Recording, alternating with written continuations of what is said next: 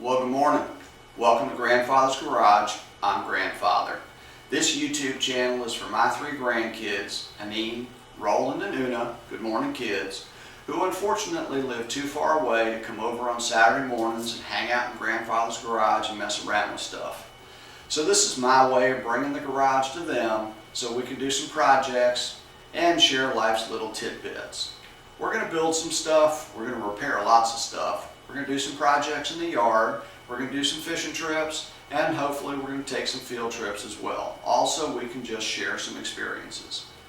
We're happy to have as many additional grandchildren as like to join us. Come along for the ride. We're happy to have you with us this morning, so let's go find out what we're going to work on in the garage next. Come on, let's go to the garage.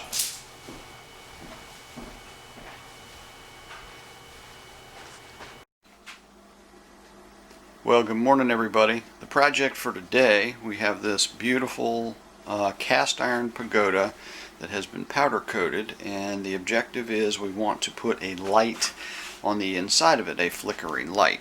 So as you can see here, we have an opening.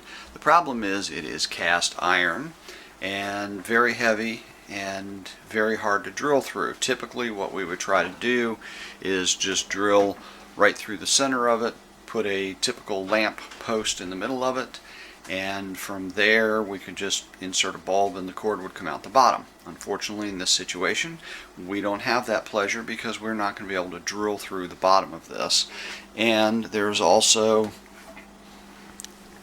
a bolt right dead center through the middle of it, so that's not going to work.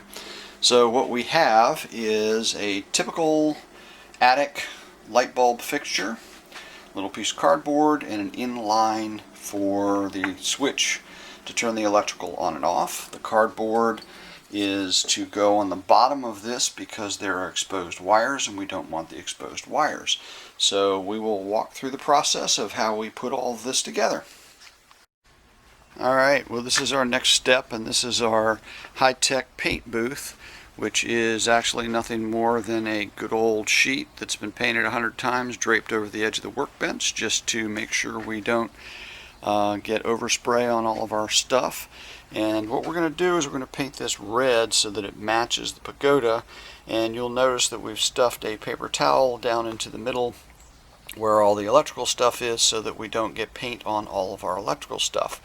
Over here on the side we have our piece of cardboard that's going to go on the bottom, and we're just going to put a little paint around the edges of that just so it matches and doesn't stick out like a sore thumb when we put it all together. So we're going to give it some paint. And there you go, with a nice coat of paint. It matches the pagoda almost exactly. So as soon as that dries, we will take it apart and start putting all the parts and pieces in it. Alright, so here we are back inside. We have run a brown extension cord just through the back side of our pagoda. There's a cut in the extension cord right there, which I will explain as we get it put back inside. But this is basically the bottom side of the piece that holds the bulb. It's wired up, passed through the bottom, it's all painted on the other side, and we will put a piece of cardboard over it like that and glue it down so that that becomes the bottom of it, and it insulates and keeps those exposed wires from touching any metal parts. And so that's what she looks like flipped over. Oops, looks like I scratched a little bit. I'll put some touch-up paint on that. But anyway, and then that will fit right back inside the pagoda. So we'll come back to that in a minute. Alright, so here we go. We're almost done. This is the base that is sitting right inside. And you can see what we've done here is run the cord just out the back side. And then if you follow the cord down, that is the little clicker on and off switch, which is why the extension cord was cut in one spot. That piece fits in there. This piece fits right into it, screws in, and then when you click it, it'll make it go on and off. So we're going to get it finished up, put the bulb in it, and we'll see what it looks like when we're done. Alright, so here we are. It is finished. The bulb is in it.